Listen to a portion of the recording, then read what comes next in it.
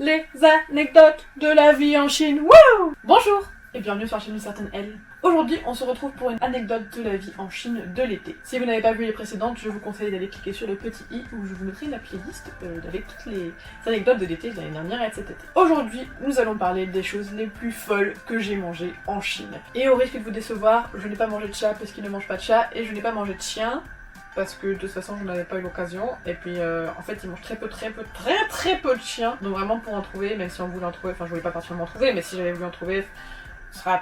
bref.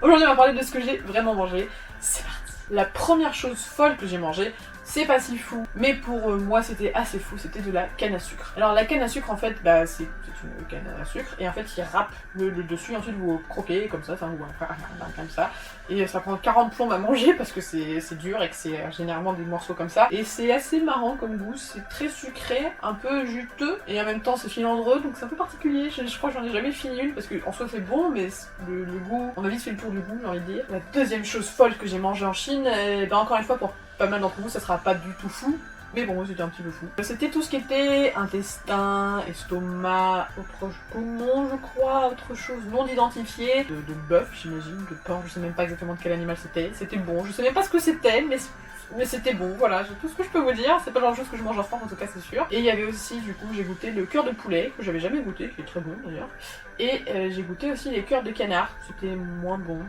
Après c'était aussi que le plat était pas très réussi, donc je ne sais pas si c'était moins bon ou si c'était le plat. La troisième chose folle que j'ai goûté, bien c'est ça. C'est un fruit, je sais pas comment ça s'appelle, et en fait ils avaient planté la paille dedans, et voilà, j'ai juste vu ça, je me suis dit je veux goûter parce que je sais pas ce que c'est. Oui, je suis du genre à goûter des choses que je ne sais pas ce que c'est. Et en fait, bah, ça avait pas un goût extraordinaire, parce que je m'en souviens plus. La quatrième chose la plus folle que j'ai mangée, bon ça en vrai c'était pas particulièrement fou parce que c'était un truc que je mangerais jamais ailleurs et tout, mais c'est juste très drôle, c'était ça. En fait je crois que c'était une boule de pâte soufflée, enfin en fait je sais pas du tout ce que c'est, je sais pas comment ils ont fait ça, mais ça n'avait pas vraiment de goût ni d'intérêt finalement, mais c'est juste très drôle. Du coup on s'est bien amusé à la percer aussi, voilà. Et c'était bon, mais c'était assez fou puisque ça n'avait aucun sens. La cinquième chose la plus folle que j'ai mangée, là ça y est on part sur des trucs un peu plus fous si je puis dire pour beaucoup de gens. Il s'agit du stinky tofu. Le stinky tofu ça ressemble à ça. Et selon la préparation c'est très bon ou très pas bon du tout. Par contre effectivement comme son nom l'indique c'est un tofu qui pue. Mais qui pue, vous savez il y a des stands de street food, vous passez dans un stand de street food de tofu qui pue.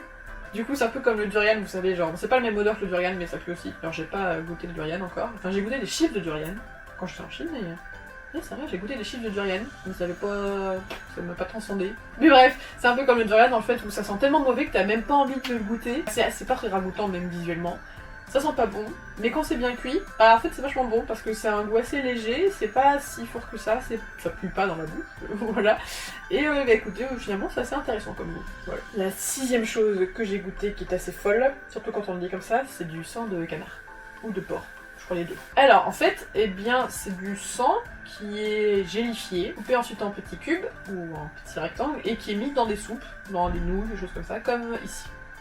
Et c'est vrai que en fait c'est bon, enfin ça c'est pas transcendant quoi, mais c'est pas non plus la texture c'est comme une gelée puisque c'est une forme de gelée un peu, c'est un peu spongieux si je puis dire, mais ça fond bien en bouche et puis c'est pas voilà, c'est pas un goût incroyable mais c'est pas un goût mauvais. Ça m'a pas particulièrement choqué ni dans un sens ni dans l'autre en termes de goût. Bon, je pense que j'en reprendrai. Après c'est vrai que quand on se dit que c'est du sang d'un bébête on est en mode ah ouais, non, dans un goûtant. Mais finalement voilà, c'était plutôt bon, donc pareil je vous le recommande, au moins tester une fois dans votre vie, c'est spécial, voilà.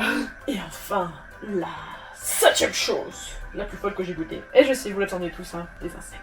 J'ai goûté des insectes en Chine. Et ben en fait l'anecdote en plus en elle-même est assez marrante parce que j'étais dans le Yunnan avec ma famille, on voyageait dans le Yunnan, on était dans un food court et il y avait un stand où ils vendaient des insectes. Sauf que le problème c'est que ils vendaient pas un insecte en fait. Soit tu prenais une grosse plâtrée d'insectes, soit tu prenais rien. Moi je voulais pas prendre une plâtrée, je voulais juste goûter pour le fun et pour la curiosité quoi. Du coup je regardais un peu de moi, qu'est-ce que je fais et tout, je vais pas prendre tout machin. Bon, et derrière moi, assis à une table, se trouvaient deux Français qui avaient donc justement une plâtrée d'insectes. Et le gars qui était donc français, me dit en gros si tu veux tu peux en goûter un quoi. Je t'en mets pas bon, genre vraiment. Et du coup j'ai goûté un insecte, je crois que c'était un criquet que j'ai dû goûter. Non c'était peut-être un ver, un gros ver. Enfin, non, enfin, vous savez, les verres à soie, je sais pas quoi, les verres un peu jaunes là. Je sais que dit comme ça, c'est rien ragoûtant, mais bon. Et je crois que j'ai assez facilement réussi à la mettre en bouche parce que je voulais vraiment goûter. Ça croustille un peu, quoi. Après, le goût, bah pareil, c'est. En fait, c'est pas bon, quoi. C'est pas extraordinairement bon, mais c'est pas bon. Ça a pas vraiment de goût, en fait. Et c'est pas. Enfin, on se dit ça va être pas bon et tout, en fait, ça va. Et même à manger, enfin, après, j'étais pas en mode. Enfin, j'ai fait ça, quoi. J'étais plus en mode. J'ai goûté des insectes dans la classe. Je suis ce genre de personne.